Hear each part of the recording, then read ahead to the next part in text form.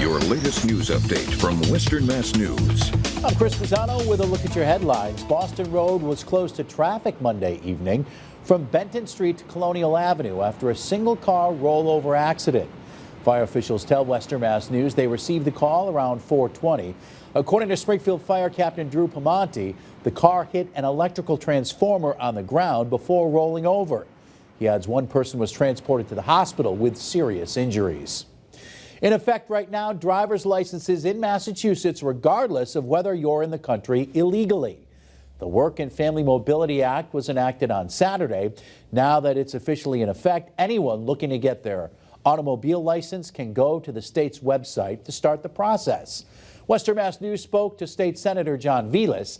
He says it's too early to assess the success or failure of the act, but he believes the RMV could benefit from more funding, new technology, more staff, and training for everyone to detect documents that may be fraudulent. And Ed Sheeran has set the new Gillette Stadium single show attendance record after his Saturday performance at the home of the New England Patriots.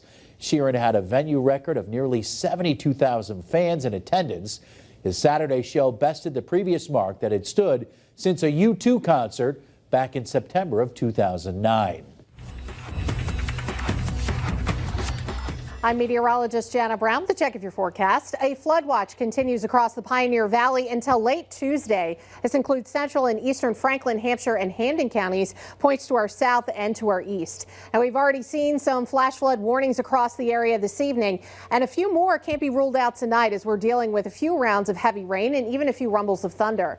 Then that will all redevelop again on Tuesday. But Tuesday morning actually starts off cloudy with some fog, very humid, and scattered showers. They'll be around off and on overnight throughout tomorrow morning, and then we hit the afternoon and we'll be watching for the development of a couple of thunderstorms to our north that'll be pushing southward until about dinner time. I would say 6, 7 o'clock, most of that is pushing to our south, and it looks like tomorrow night may actually be rain-free, which is good news if you're headed out to see some fireworks. It is going to be a warm and humid 4th of July evening. Temperatures in the 70s. Dew points will likely be hovering around 70 as well, with partly cloudy skies. Then, as we head through the rest of this week, potential heat wave Wednesday, Thursday, Friday, good sunshine with highs hitting low 90s. Still very humid in the morning and at night, and scattered showers and storms return over the weekend, possibly lingering into early next week. Stay with Western Mass News on air, online, and on our app throughout the day for breaking news, weather, and exclusive content.